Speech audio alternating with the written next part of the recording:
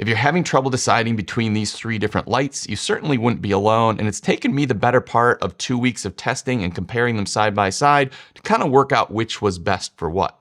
Now, the first thing I want to look at is the brightness of the lights. We should note that the lights are actually rated in wattage, but the wattage just shows how much power the lights actually use. It doesn't actually define how bright the actual brightness is coming out of the bulbs. And I'll put the best prices that I know of on all of these products in the description down below. Now, the Molus G60 is a 60 watt light, the Amaran 60x is a 65 watt light, and the Molus X100 is a 100 watt light. So I've taken some time, I've done 2 different sets of tests. I've done one which is a bare bulb test shooting against a wall, and I actually measured the brightness at different color temperatures in these lights with just basically a very cheap light meter. Now, I wouldn't use these light meter readings as a way to compare these lights to other lights because I don't know how accurate this light meter is, but I can say that it did seem to be accurate as far as a comparison when I'm using the same light meter across 3 different lights.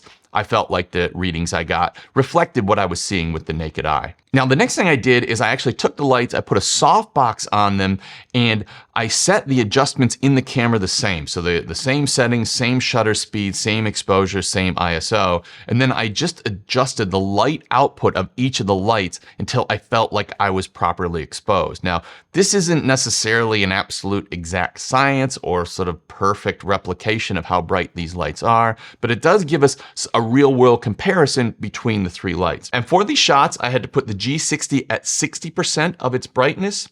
I had to put the Amaran 60x at 50% of its brightness, and then the X100 I only had to put at 30%. So what I found is in real world use, when actually running these through a softbox, I found that this kind of made sense. This was more in line with the wattages that were being reflected.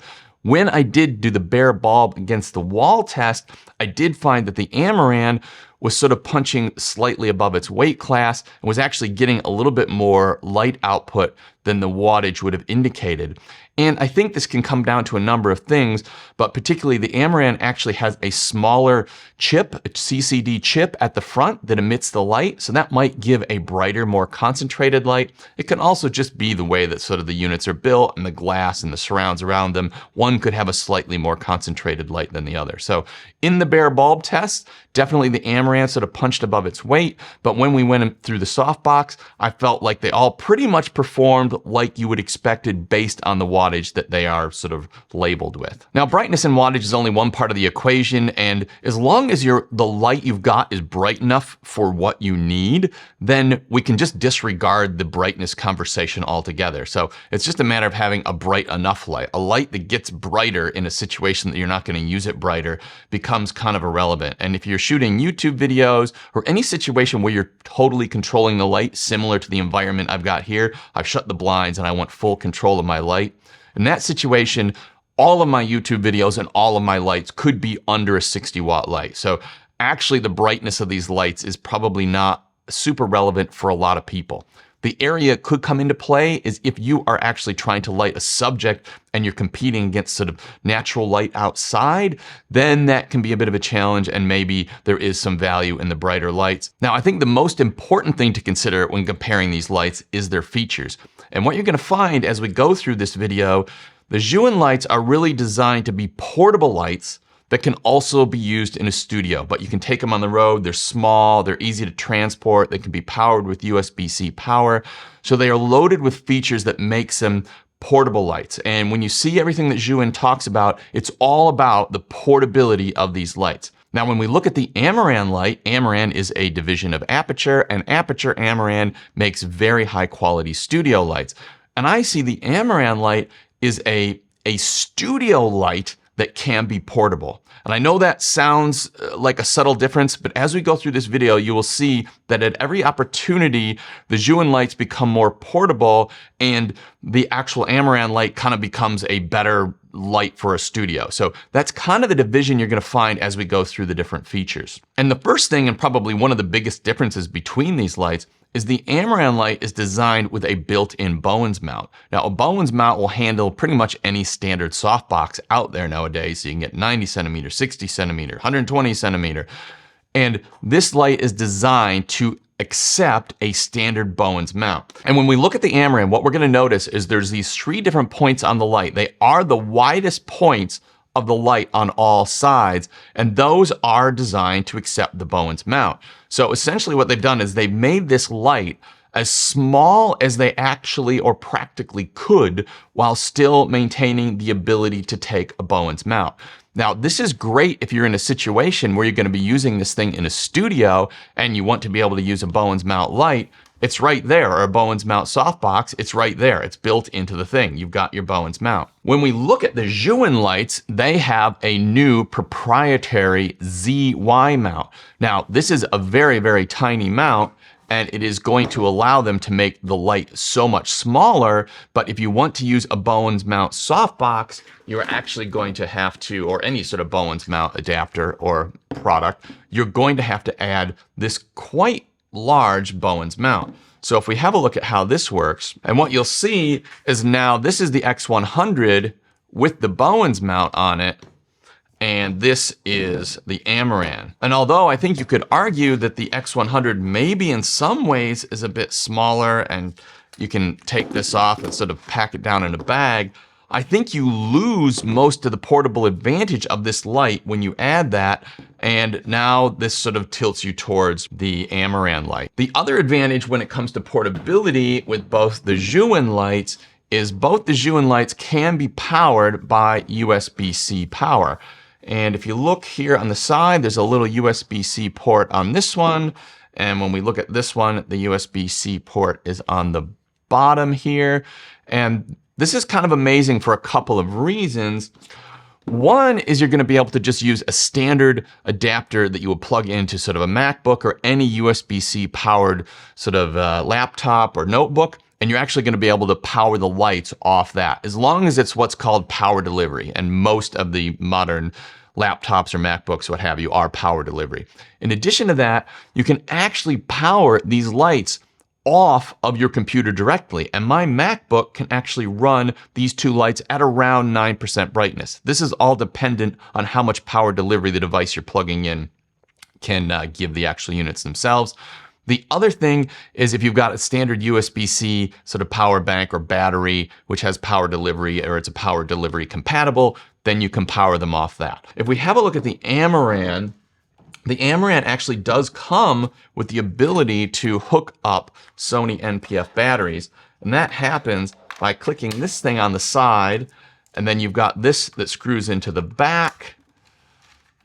And then you've got some sort of separate batteries that will go on the side of it. Now, this is a great solution. 1, because you can buy these Sony batteries pretty cheaply. 2, a lot of people that work in video production already have them. You might have them to operate sliders or other devices. So there is an advantage there, but once again, this is sort of getting a fair bit bigger. Once you add the battery and then you're carrying around separate batteries, where if you look at the Amaran lights, you probably already have a USB-C adapter or you already have a USB-C power bank. So once again, we're sort of smaller and lighter towards sort of bigger. Now, these lights do have a number of things in common. First of all, they're chip onboard lights. As you can see, the chips in the front of them, they are all color temperature or bicolor adjustable. They start from 2700 Kelvin and they go up to 6500 Kelvin. They all have a similar CRI and TCLI. It's like 97 and 96. So I think as far as sort of the color or performance of the color, they're going to be very, very similar there. Now, the next thing we need to talk about is the pricing. With the Amaran, you're going to be at $199. That is going to get you the light itself. It's going to get you a reflector. It's going to get the sort of DC power adapter that can go from 240 volt or 120 volt to actually power the light. And you are going to get the battery adapter to be able to put NPF batteries on it. You will not get a battery in that kit. You also, importantly, have the built-in Bowens mount. So now this light is going to be able to take, you're at $199, and this light's going to be able to take any Bowens mount softbox. If we look at the Zhiyun light, the Zhiyun Molus G60, first of all, you can see you're getting a much smaller form factor, much smaller. I mean, this will just fit in your camera bag where you might stick a lens or something like that. So also a fair bit lighter. This is quite heavy, the actual Amaran light. So you're getting this much smaller light. You're getting the battery adapter, you're getting a small reflector, and it also has this diffuser on it.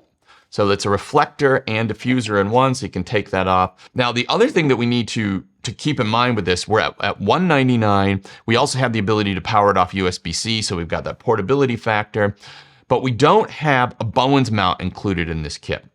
If we want the Bowens mount adapter for this kit, we have to go up to $249. So when we're comparing these two, if you are planning to use a Bowens mount, now you're at $249 with the Zhiyun light, and you're at $199 with the Amaran light.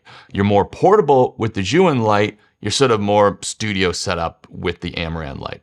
Also, critically, the Amaran light does come with longer cables, and that just makes it a little bit easier for studio setup. I mean, the cables on it are super, super long. They're like you're gonna be shooting in a studio. Where the Zhiyun lights are a little bit shorter, but that also makes sense because if we're eyeing portability and we want this light to be as portable as possible, we don't want miles and miles of thick cable. The other thing when we look at this light, the Zhiyun light has this sort of built-in 1/4 inch sort of arm. So you can thread a 1/4 inch thread there, and it's got this adjustable arm for the light. The actual Amaran light does also have a 1/4 inch, so you can hook a 1/4 inch thing. It doesn't have a built-in adjustment like that, but it does come with the light stand adapter. Now, the light stand adapter is something that you would expect to see in sort of any sort of pro level lighting setup.